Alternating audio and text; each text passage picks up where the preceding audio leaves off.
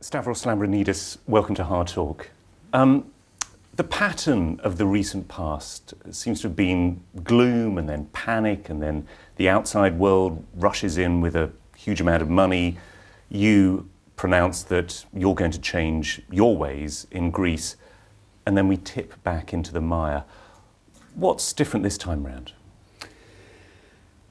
The difference this time around is that the decisions made in Europe are far-reaching and long-term. In other words, we have finally the bottom at a bottomless barrel. And that bottom is hugely important, both for economic reasons and for psychological reasons, because economies, of course, are psychologies. Up to now, people in Greece felt that they were making huge sacrifices, and they are, but without a light at the end of the tunnel. And people in Europe felt that they were throwing water in that barrel without seeing any results. The reason for that was not that Greece was not doing what it was supposed to do. It was, in my view at least, mostly because this debt problem was not simply a Greek one. In fact, it revealed itself as a European one.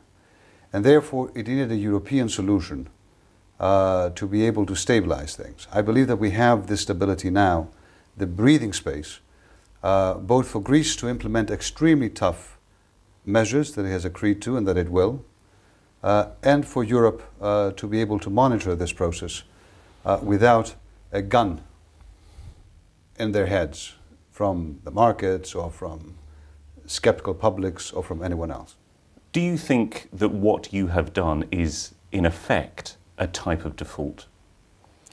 No, I think that we're very close to default back in 2010. There's no question about this. We had the most explosive combination of debt and deficit of any other European country, and we also had a major credibility deficit. People, our partners in Europe, simply did not believe us, did not believe our numbers, did not believe we could do it. So we had to, at that time, back in 2010, with the initial loan and with the very tough measures we took then, we had to ensure that default wouldn't happen. And we achieved that, I believe. But the fact is that in order to get out of this black hole, you need to do much more than a stopgap. And that requires growth, requires major structural changes, all those things that take time. The markets don't give you the time. So there was the impression during this past year of these major reforms that nothing was working. But I would agree that it is a very difficult situation for the Greek debt. In other words, that we are not safe, let me put it this way. We have a tremendous amount of work to do in order to ensure that those doubts about our ability to get back on track and about Europe's ability to get on track can be cast away.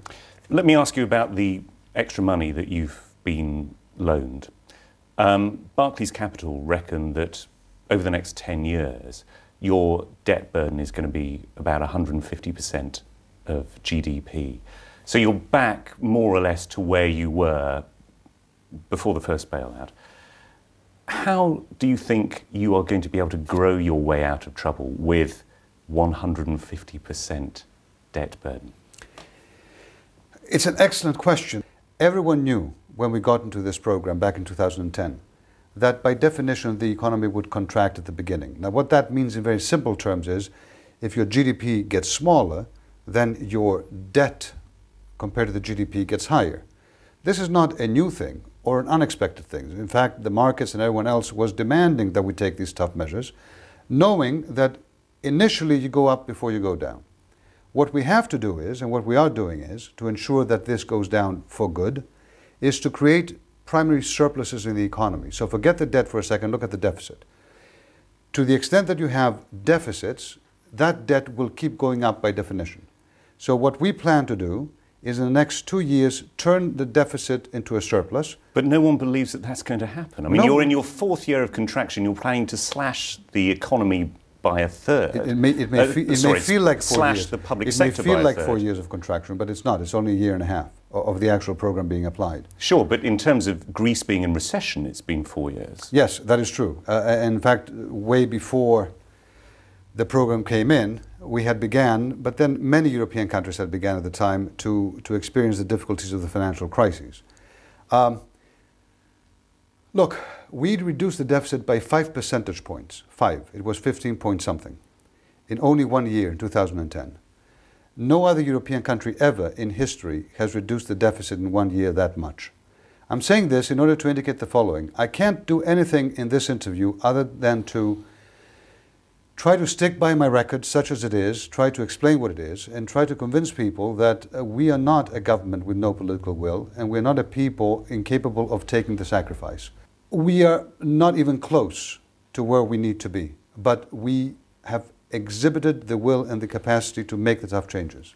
You say you've exhibited the will. A lot of people within Greece and outside Greece say that is precisely Greece's historical problem, is that there has been no will. Cultural revolutions have been promised about the way in which you manage your economy, you collect taxes.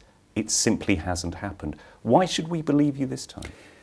Well, because, like I said, in the past year, there has been indeed a cultural revolution in Greece as well. The people back in 2009, when the government changed, before the programs and before the austerity measures and before the loans, said enough is enough. We do not want a country that is inefficient. We do not want the country where people actually work hard, because we do, but they don't produce enough. We want to get rid of the bureaucracy. We want to bring meritocracy in the system. We want to open up closed professions and allow for fresh air to breathe in and for young people to have opportunities and not to depend on who they know in government and what have you. These measures have already been applied in a remarkable way. Have you started collecting taxes? Yes, absolutely. You know what is very interesting? Although in a recession last year, we increased the revenues of the government compared to the GDP more than any other country in the EU. And that is because we applied taxes in a much tougher way. However, we do have tax evasion in Greece. It is a major, major problem. Well, let me take one specific example. And we want to change it. Let me take one specific example of tax evasion. It's widely believed that all 300 members of the Greek parliament have declared the real value of their houses to be much lower than the sort of computer-generated official value. In other words, that they are in effect lying to evade taxes. The reason I pick on the MPs is I just think that if you want to set an example, why not start at the top? Oh, we are starting at the top. There's a new tax law in place and another one coming in a few months that is now taxing property. So in other words, you look at what each person has. Do you have a boat? Do you have a swimming pool? Do you have a big house? Not at what they declare. And you tax them accordingly. You need to be very inventive in changing the tax system and culture in Greece. But changing the culture is the important thing. In my view, what you have now, little by little, is a small revolution there as well. People do recognize, because crises sometimes tend to bring those kinds of recognitions to the surface, that paying my dues to the government, as long as I trust that the government will not throw the money away, is the best way to ensure that both myself and my family and my children will have a better future. This takes time, but I assure you we're on the right path. And we're going to have a tax system, mind you, that not only will be much fairer, so the rich pay much more and the poor much less, but it will also allow for investments to come to Greece. Let me ask you about the role of Europe and outside agencies. Do you think that your case is exceptional and unique, as the last EU communiqué on the emergency bailout argued? Or do you think that there is a wider problem across Europe which also needs to be addressed? Well, I think Europe thinks it's a wider problem, which is why it set up these financial mechanisms, the EFSF and the ESM, and all Brussels words that people use in Brussels to confuse people and make them think they know something more than they do. Since we got into the mechanism, Portugal got in, Ireland got in. Now one sees Italy, which has 25% of the debt of the whole of Europe, Spain, but also is in the G8, Italy, by the by. We're talking about a huge economy and a healthy one. Spain being attacked. So Europe realizes that scapegoating Greece is not the answer to the problem. We have some structural issues to deal with in Europe as well, and we're dealing with them. And in the last summit, I think, very effectively. But yes, Greece did have an explosive combination of debt and deficit that exceeded any other countries. In that sense, it was unique. And cutting down on that and coming to primary surpluses requires, on the part of the Greek people, a particularly high level of sacrifice, which is not easy, but it is happening. What I always say is, you know, we went through a phase where we had a punishment rhetoric. We said, well, look at the Greeks, all the terrible things they did. And I say, yes, okay, sure, fine, absolutely. In order for that to change, there's got to be major sacrifice. There's got to be, if you like, punishment, fine.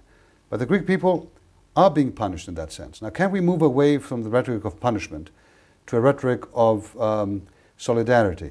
It would be much better for everyone, both for us receiving those loans, because you said correctly, they're loans.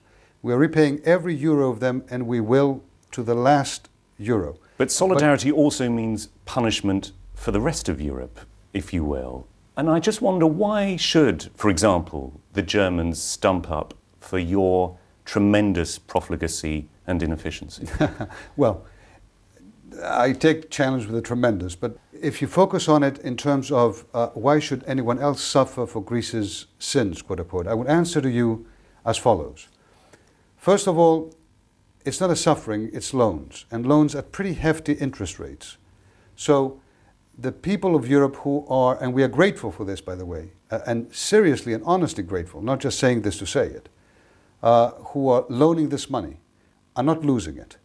So, you know, then these are not handouts. Secondly, I would say, the reason that everyone has to participate in this, and participates in this at least at the level of discussing it and taking measures, is because the crises in Portugal and Ireland and Italy and Spain prove that this is not simply a Greek issue. We are a monetary union without an economic arm. This is crazy. I mean, if you think there needs now to be greater fiscal union? Absolutely, not just me. The EU does. We have an economic governance package that is coming through that makes us, for the first time, try to coordinate our fiscal policies together. Isn't there a danger that if you decide at some sort of supranational level that you're going to impose economic union on your countries, that actually there's going to be an even greater disjunction between the rulers and the ruled? There's always a danger like this every time you make major structural changes. The question is, how can you make them in a way that you avoid the dangers and simply reap the benefits? Which is why I said at the beginning that I think that a fiscal union that tries to emulate one model upon everyone will not work. A fiscal model, an economic governance model that puts some rules for everyone in terms of debts, deficits, and all that, but also invests in the competitive advantages of growth in each country would be remarkably good. I wish for my country, by the way, that I had tighter supervision, tighter economic governance 3-4 years ago, because the finances would not have rolled down to the position that they did had there been more European supervision. So, and it's not just me, I think the Greek people would wish to have that kind of supervision, if you like. It's not just 3 or 4 years ago, though, is it? I mean, the whole accepted version of events now is that essentially you went into the euro on a lie. You were not meeting the so-called Maastricht criteria. It was PASOK, your party, that took Greece into the euro. Do you now accept that you took Greece in on a lie? Absolutely not. Absolutely not. Well, there's every single outside economist thinks that you did. Well, every single outside fact from Eurostat and the European Commission indicates that we did not. Well, they were getting their figures from you. No, that's not true. When they were checking to see the figures for a country coming in, they were looking at the figures. They were focusing on them.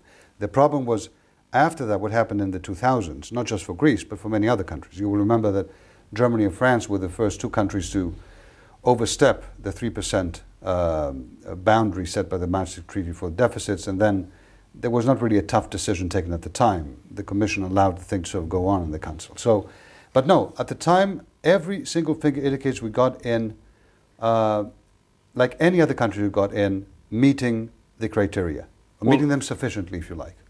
The truth is, though, that whether you got in on what you believe to be accurate figures or not, you then went on this massive splurge in terms of, suddenly you were allowed to have low interest rates, low inflation. You went on this huge public spending binge. That was on PASOK's watch, as well as the subsequent government. So you do have to take some responsibility for this. I'll take any responsibility you want me to take. I don't think that this is the debate that I wish to have now. Well, but it's key though, because people want to know whether Greece is willing to confront reality. Well, let me answer it then. If you want to answer it, I'll answer it this way. In the past 5 years, not 10, when PASOK was in government, the debt of Greece doubled from about 140 billion to about 300 billion. That was under the previous government. I feel that what is important to emphasize now in Greece and in Europe is not a blame game of whose fault it was, but instead, what do we need to do in order to hold hands instead of pointing fingers?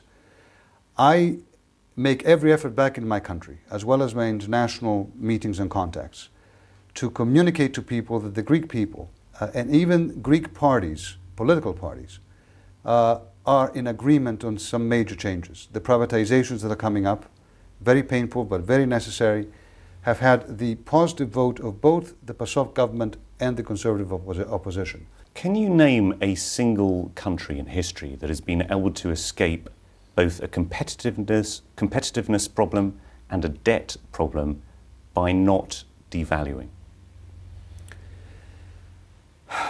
I don't know how many countries who have devalued and escaped that had any characteristics that are even close to comparable to Greece. Let me give you one. Argentina, back in the 90s. Not even close to Greece in terms of its... Indeed, not even close in terms of it actually being probably in a better situation. Let me give you a quote from Simon Johnson, former chief economist of the IMF.